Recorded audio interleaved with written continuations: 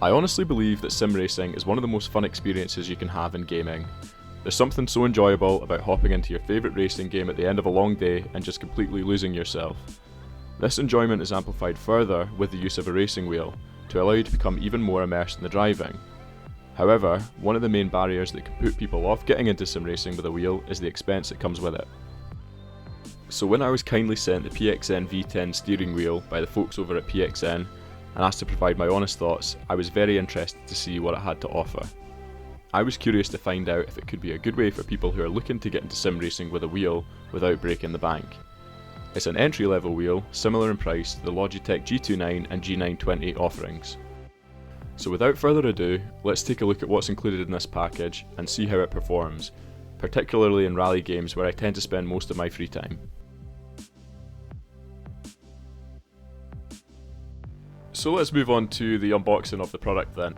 The PXN V10 bundle main components are the force feedback wheel and wheelbase, the pedals which include the accelerator, brake and clutch, and a 6-gear shifter with a reverse function also. This wheel is actually compatible with PC, PS4 but not PS5, and also Xbox One and the Xbox Series X and S. So moving on to look at the wheel itself then, and my first impressions of this wheel were that it's actually really nice quality.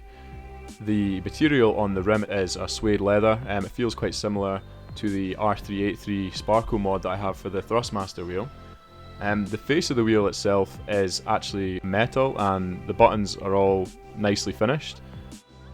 The paddles at the back are also metal and they feel nice, the top two actually have a nice click to them. The wheel's relatively small, but looking at it in comparison to the Thrustmaster TGT2 wheel that I have, it's really not much difference, so it's definitely not going to be an issue I don't think, but my preference would be for it to be a little bit larger if possible. And next, just going to take a little look at the cables that come with the package. So obviously I have a power cable here, 3-pin for me over here in the UK. You've got your USB cables, one will connect from the pedals to the device being used, whether that's console or PC, and then also another one which connects from the wheelbase into the console or PC too.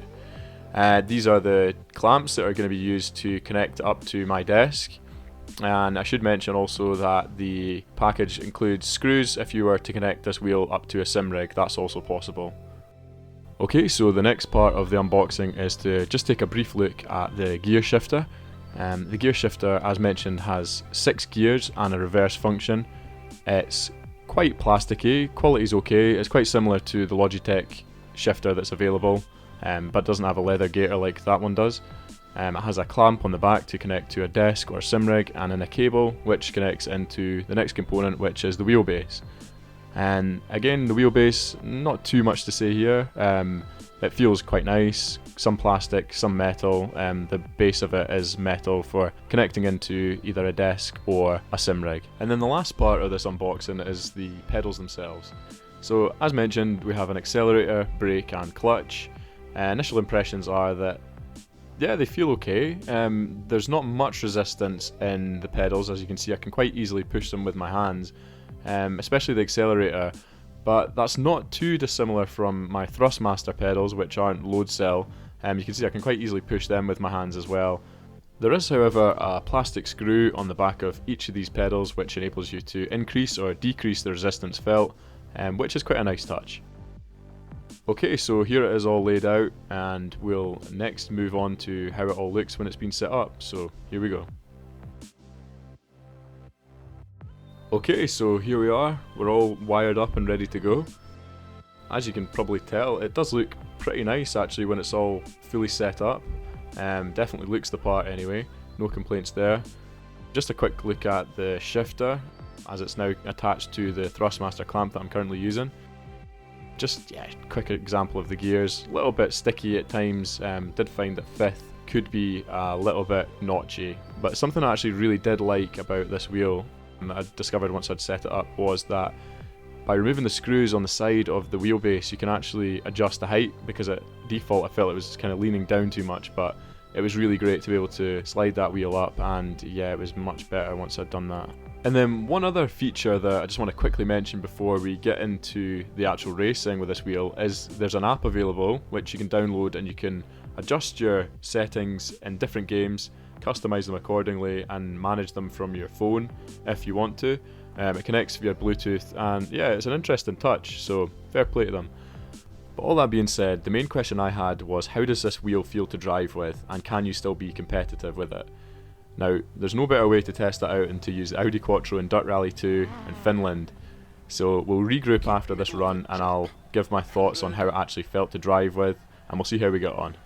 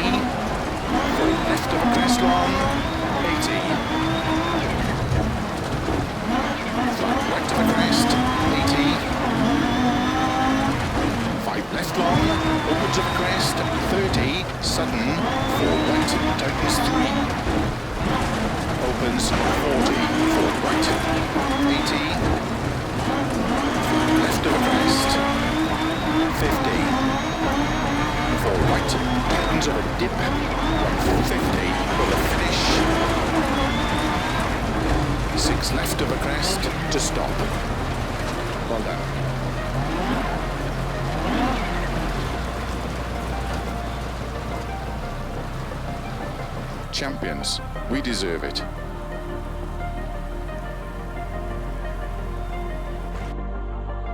Okay, so as you can see, that run there managed to get us a time that was just outside the top 100 players using this wheel. I'd only been using it for about an hour at that point, so that's definitely a very good sign that this wheel, absolutely, you can be competitive with it. There was a few mistakes in there, but that was down to the driver rather than the wheel. So yeah, I was pretty impressed with that. I hadn't been using it for too long, as mentioned, at that point. So I think, yeah, there was definitely more seconds to be shaved off on that run. But I just wanted to, for the purpose of this video, show that after not too long, I think you certainly can be competitive with this wheel. Just got a run here in the background on WRC Generations as well. and you can see that I've actually adjusted the gear shifter on this run to almost act as a manual sequential. So what I did was I customised the gear up to gear 4 and gear down to gear 3, and I was just flicking between the two as I was driving here. Actually worked really well, I think, given that the two gears 3 and 4 felt really accurate on this gear shifter, and they were quite short throws as well, so I was pretty impressed with how this actually worked. It was definitely a nice little change from driving the H pattern that I did on Dirt Rally, and yeah, I felt like I was still able to post a pretty good time here, so we'll obviously see the result at the end of this run. But yeah, just to kind of give some thoughts on how I felt that the wheel actually handled when I was driving, and yeah, definitely impressed with the level of force feedback that I felt with this wheel. It's quite strong, it's 3.2 newton meters of torque is what's advertised. That's in comparison to, say, the Logitech G29 that I previously had is at 2.2 newton meters, so you can definitely feel that difference in force feedback. It's very strong in this wheel, very accurate. I was impressed with it. I almost forgot at times that it was a gear-driven system. It almost felt as though it was belt drive. It did feel really good, to be honest. One drawback, however, that I think is worth a mention is that when I was using this wheel on PC, in the games that I tested it on, WRC Generations, Dirt Rally 2 and Assetto Corsa, the games did pick up the wheel, but for whatever reason they didn't have any of the bindings set up for this.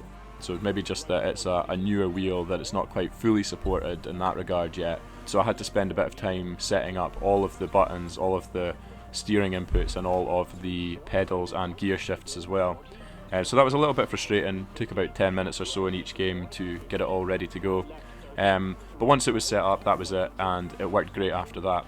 However, I will say I couldn't get it to work with Forza Horizon 5 on PC. If anybody's managed to do that, you can let me know in the comments, but for whatever reason it just wouldn't work for me, so I did think that was worth a mention as well. Also, I did find that the pedals could just be a little bit too light for me under my feet. Not far off, and definitely I got used to them after a while, but at default it may be better if they just had a little bit more resistance to them. So those are really the main things that I noticed that I wasn't a massive fan of. Certainly a lot of good things about this wheel. It does have a lot going for it. And then, as you can see from that run just there, I managed to get to position 4 on the online leaderboards, which again is a really good result for this wheel and shows that you absolutely can be competitive with it once you get a feel for it. And on that, I'll leave you with a list of my main pros and cons that I found while using the PXN V10. There was a lot to like about this wheel, with a few minor drawbacks also, but all in all I think it's a good all-round package for someone who's looking to get into sim racing without breaking the bank, and you can still absolutely be competitive with this wheel, as hopefully I've shown in this video. So thank you so much for watching, take care, and I'll see you in the next one.